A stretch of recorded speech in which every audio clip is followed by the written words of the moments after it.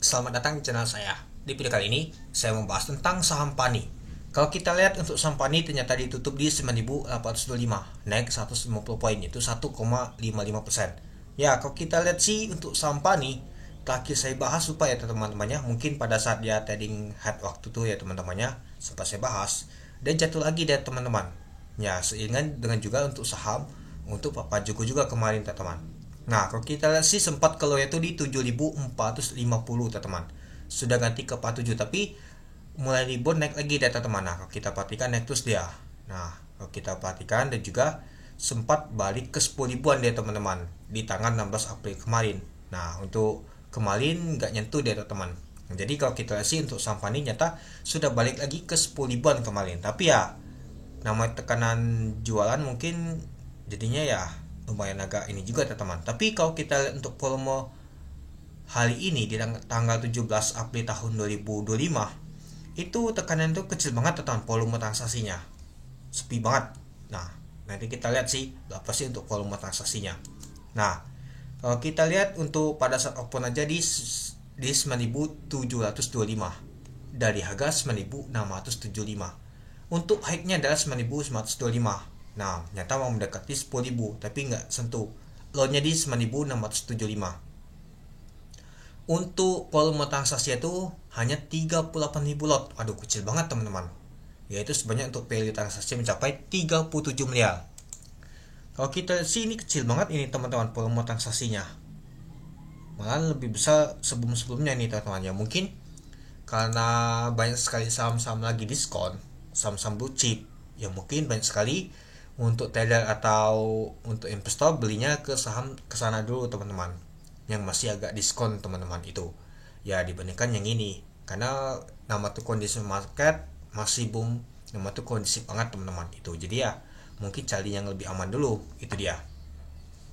Nah jadi kalau kita lihat sih volume itu kecil banget teman-teman. Nanti kita lihat untuk di hari Senin apakah akan rame untuk volumenya atau mas baliknya tetap akan kecil dan juga bisa saja mengalami penurunan teman-teman. Tapi kalau kita lihat untuk di hari Kamis kemarin tuh dia tuh terjadi sideways aja teman-temannya untuk saham PANI ini.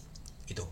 Ya nggak nyentuh nama tuh ke merah sama sekali. Hanya nyentuh ke kuning aja di 9.675 itu. Oke, kita lanjut lagi. Nah, kalau kita lihat sih tekanan jualan tuh kuat banget teman-teman.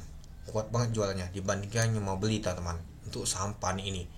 Nah, jadi ya kalau kita sih meskipun tekanan jualan tuh kuat tapi masih dijagain, gak nyentuh ke merah sama sekali dia teman-teman itu. Lalu kalau kita sih ini dia, nah pada saat penutupan ternyata ada DL yang akumulasi. Nah dari awal kalau kita GL nyata akumulasi terus teman. Nah yang jualannya tuh adalah AK sama Cici. Oke, mari kita lihat dulu untuk bakas sambalnya. Nah kalau kita untuk bakas sambalnya teman-temannya ada DL, GL, NI, UD yang akumulasi. Gak kelihatan liter sama sekali. Malah kalau kita lihat sih AK, CC, XC sama XL ternyata jualan. Retail ternyata jualan teman-teman kalau kita perhatikan.